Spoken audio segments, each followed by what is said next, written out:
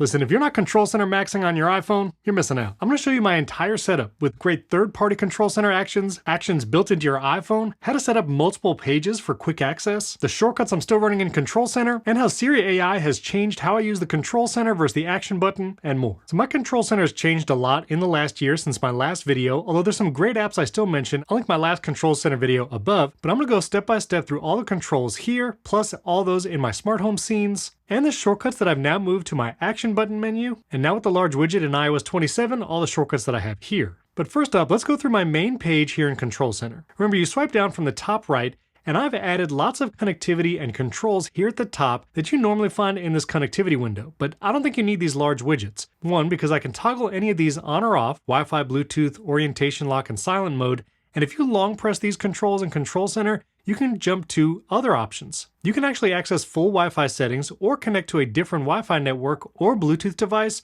right here from Control Center. And these little bubbles take up a lot less space. Remember, if you want to add or change any controls here in Control Center, just tap and hold on a blank area. I usually go here at the bottom, and you can resize controls just by dragging the little handle, and you can make it either the 1x1 icon, medium size, or even larger. Going back up to the main page, I do switch between focus modes a lot, so I have those here in Control Center. When it comes to the Apple Home Control Center action, you can choose either recommended, and your iPhone will try and predict what accessories or scenes you want to see at a given time. You can toggle that on here, but I actually like hard coding these two options because they're two that I run pretty often. Plus, I have an entire page with my smart home controls right below this. Now, I also keep my volume and brightness sliders here because I adjust these a lot, especially when I'm filming videos. But you can tap and hold on that brightness slider, and you can also toggle on or off dark mode right here. So rather than have a dedicated dark mode control here in Control Center, I just tap and hold that. Now, same thing with AirDrop. You have this in your connectivity Control Center, and you can have it in that larger widget.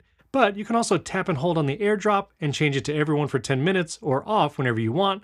And of course, Shazam for recognizing a song. But here's where we get to some great third-party and custom controls. First up is Amazon. Now, if you go to add a control down here, there's no Amazon actions that are built in. You can add Amazon Alexa actions here in the Control Center, but not the actual Amazon app.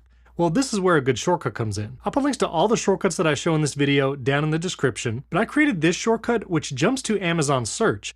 The Amazon app actually does have great actions specifically for shortcuts. You can jump to your orders, your shopping cart, do a direct search, and this one action shortcut now makes that Control Center even more useful. So if I tap this control in my Control Center, it's going to jump to the Amazon app directly to search, and I'm ready to go. I don't want to have the Amazon app on my home screen just for that, so it's here in Control Center. Next to it is another great third-party app, which is AnyList. This is what I use to manage all my grocery lists, and I share these lists with my wife. You can see here you can share and collaborate all on AnyList. And when you add that AnyList action to Control Center, you can choose what store or list you want to go to. You can also add the scan product barcode action, or when you do add to list, you can choose what store you want new items to go to. Next to that, I do have access to my wallet. I took it off my home screen so I could put other apps there, but I do like quick access to it. And if you tap and hold on the wallet icon here in Control Center, you can go quickly to tap to cash, last transaction, or set your default card. Now these two actions right here are actually from my new app called Stash. I have a test flight beta available right now if you're a member in my shortcuts community. Becoming a member there gives you access to my weekly live streams. That's the first place where I share new shortcuts, give you links to download, and I've been sharing about my new apps all right here. You can also watch any past live stream replay, catch up on everything you missed, watch all my YouTube videos completely ad-free, and a new perk is you can join the public betas getting the newest features for my Can Do app, but you get access to my test flight beta for Can Do and this next app called Stash. You can get 50% off my Shortcuts community membership right here by scanning this code.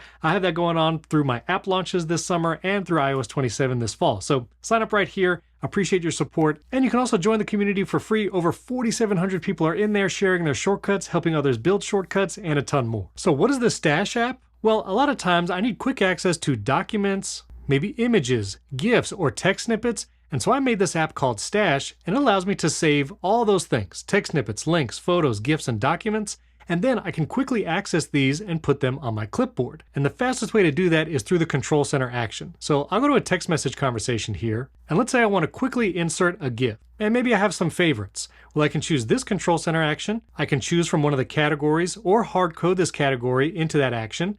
I'll tap GIFs, choose one of my favorite GIFs right here. It's on my clipboard immediately, and then whether I'm in an email, Slack message, text message, I can just paste and send one of my favorite GIFs. Now there's actually a great shortcuts action. That's what I'm using on this button, And there's a built-in action here, which will just open the app to a category of your choice. You can tap and hold, select the action, and here choose the category that you want to access, whether it's links like to your social media accounts, text snippets that are important to you. I'll change this to links for now. And now that's quickly going to open the Stash app directly to your links.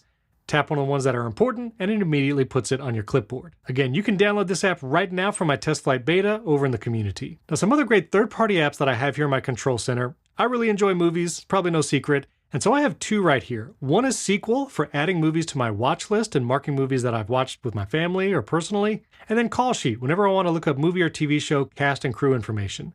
So when I tap the Sequel option, I quickly jump to the Sequel app and it's ready to search for a movie. I can search for something like X-Men, and tapping the plus icon, it adds it to my watch list for movies that I want to watch. I've really been loving the Sequel app for keeping track of movies and TV series. I have some upcoming movies that I'm following. You can see the release date. And the Sequel app actually has a great widget here showing the upcoming movies I'm watching, like Dune Part 3, which jumps me directly to it.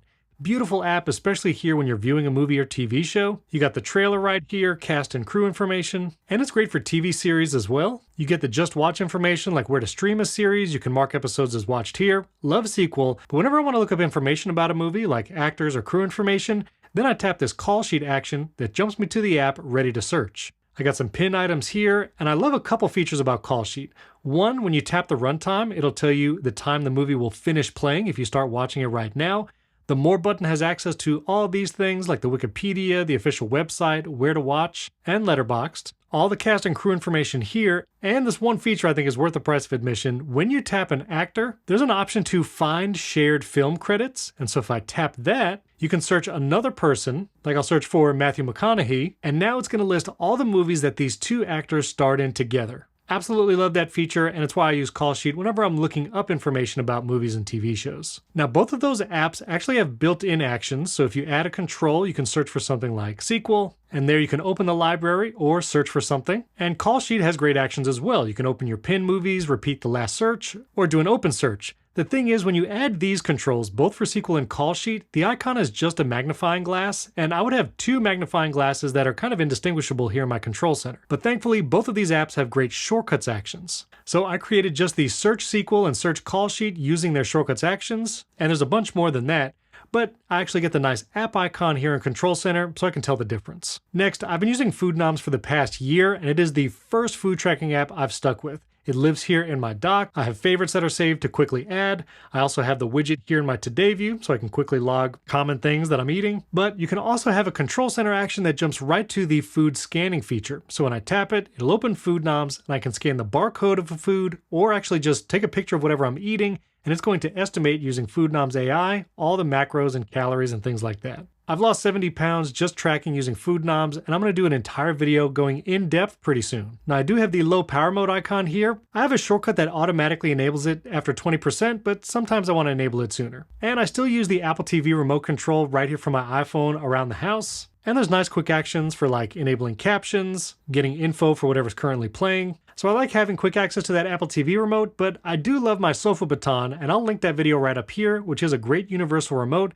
Actually integrates with shortcuts, controls my entire home theater. That's the physical remote whenever we're in the family room, and I use the iPhone Apple TV remote in other places. Now I do a bunch of screen recordings for sharing on social media. You can tap and hold the screen recording action, turn the microphone on or off, even choose where to save that screen recording, but I do that all the time. And next to that, I have the white point accessibility control. When it's late at night, and if I'm doing something on my phone, sometimes even the dimmest setting is not dim enough. So I can quickly tap this, and my iPhone gets even dimmer. And you can set that white point slider to get extremely dark. So I like having that control right here in Control Center. I do screen mirror pretty often, and so I keep that action here as well. And this next control I probably use every day. This is Shareshot.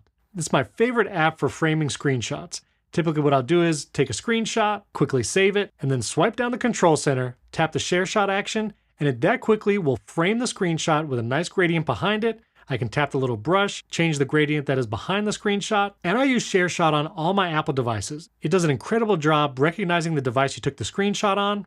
Absolutely love it. And no spoilers, but Shareshot is actually coming out with a huge update very soon. Now I'm going to get to my action button setup in a moment and a shortcut I have for quick voice memos, but sometimes I do like just recording a voice memo directly to the voice memo app.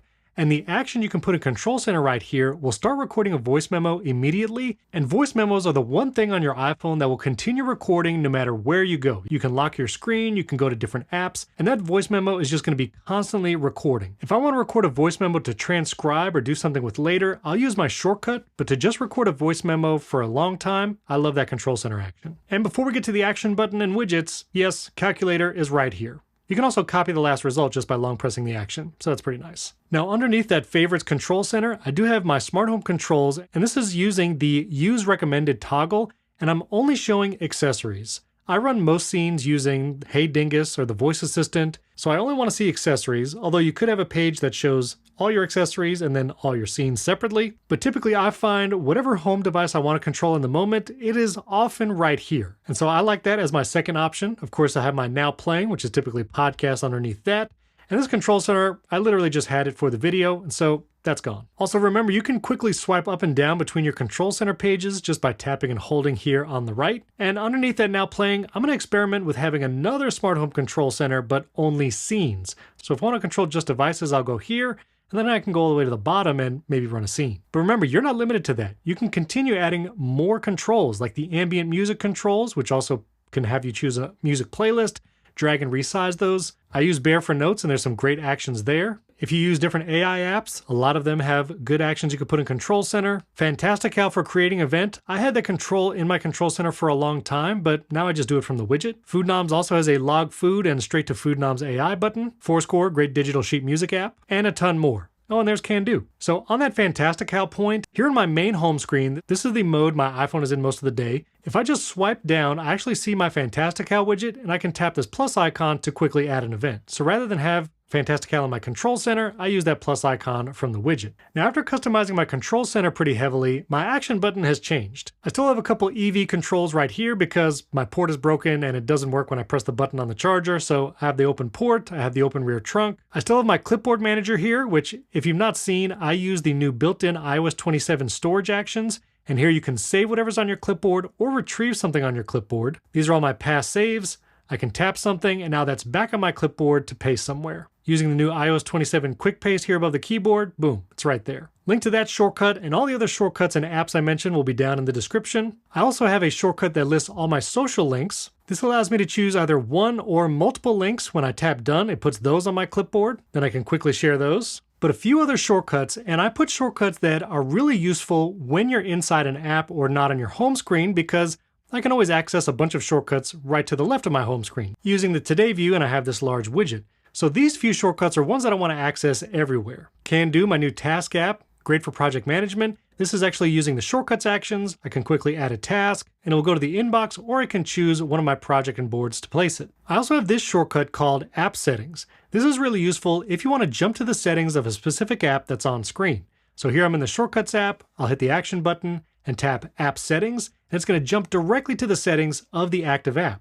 That's helpful for shortcuts, or let's say you're in Apple Music and you want to jump to something like the EQ, I can tap App Settings and it jumps to the music settings. I actually have a bunch of shortcuts that will jump to the current app settings, the current app notification settings, go to the current app in the App Store, and even get how much storage the current app is taking up. I'll just run that storage one and we should go to the shortcut storage, goes to the main iPhone storage, and then I can see how big that app is just like that. And I can even go to the current app in the App Store, maybe if I want to update it or see the new release notes. All those shortcuts are really helpful, and you can add those to the Control Center or your Action button. And finally, these are two more shortcuts. One is my quick voice memo. So if I actually want to dictate something and have Apple Intelligence clean it up, I can run this. Some changes I need to make for my Can Do app. I want to be able to add a date just by hitting the backslash and then typing a date like Notion. I'd really love to add the Apple Watch app to the Can Do app and even widgets on all my Apple devices. When I'm done dictating, I'll just tap to finish the recording.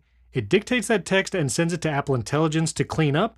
And then in a few seconds, it's going to create an Apple Note automatically titled based on the content that I dictated, and there it is. It also attaches my voice recording if I want to listen back, also with the full transcript. So that's my quick voice memo shortcut. And finally, I have my Remember This shortcut. This has been one of my most popular shortcuts over the last several years. And what this does is takes a screenshot of whatever's on screen, you can add some context, and then we'll create a reminder. I also have a version that goes to Apple Notes if you're interested in that. This way, it allows you to remember anything. So I'll tap Remember This to Reminders. It'll give me the option to add context. I want to download and try these wallpapers from Basic Apple Guy. I'll add that context. It takes a screenshot, puts it all together, and it's going to create a reminder. It's also going to attach the screenshot. And just like that, here it is in the Reminders app. It titles the reminder intelligently, has a little summary, again from Apple Intelligence, with a link back. If you're doing it in Safari, it will attach that URL, and even puts that screenshot attached to the reminder, so I have context for what I was trying to remember. This is great if there's a message you need to remember, email, literally anything on the screen of your iPhone, you can run that Remember This shortcut and you're good to go. Now there were some shortcuts that I used to have in Control Center that I don't need anymore. And that's largely because of Siri AI. I used to have a shortcut that would identify or try to find a location that I see on screen, maybe on social media, and Siri AI does that really well. I can just ask it, open this location in Apple Maps. Opening El Puerto Restaurant and Grill in Maps. I used to need a shortcut for that, but now Siri AI just does it automatically. And I used to have another shortcut that would try to identify TV shows or movies. Well, Siri AI is great at that too. What movie or show is this? And because this is from the television show Game of Thrones, featuring Peter Dinklage as Tyrion Lannister. Because Siri AI has access to on-screen content, basically whatever you're looking at, you can ask it what movie is this, what cafe or restaurant am I looking at, and it will give you a bunch of rich information, including where to stream it, information about the movie or show. Siri AI has been incredible, and so it's replaced a lot of the shortcuts that I made in Control Center. I made an entire video showing how powerful Siri AI is.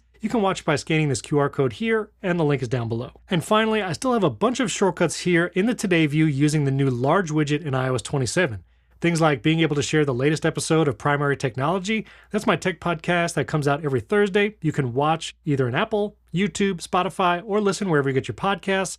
It creates this post in drafts with links to the latest episodes, and I'm ready to share it. I have that for all my shows, and I also have one for my latest YouTube video, which uses the RSS feed, shows me my latest YouTube videos. I can tap one, it puts the link to that video on my clipboard, and brings me to my thumbnail folder here in my iCloud Drive, so I can download the thumbnail and then share it on social media. I also have shortcuts for recording videos and getting my iPhone ready. I can run a shortcut to just change to a new Basic Apple Guy wallpaper whenever I want. I have a shortcut to send intercom actions across my entire house. I even have a custom option in that menu where I can type a message and then choose a room where I want to send that message. I'll put it here in the studio and we'll hear it on the HomePods in a second. Hey, be sure to subscribe. Boom. I can also toggle my garage door using this shortcut. Quickly go to Apple Passwords, some Apple TV and smart home scenes here, and even post to my shortcuts community using shortcuts all from this widget. So that's my ultimate Control Center, Action Button, and Today View setup for third-party apps, shortcuts, and a ton more. Remember, links to the apps and shortcuts I mentioned are down in the description, and get subscribed and hit that like button.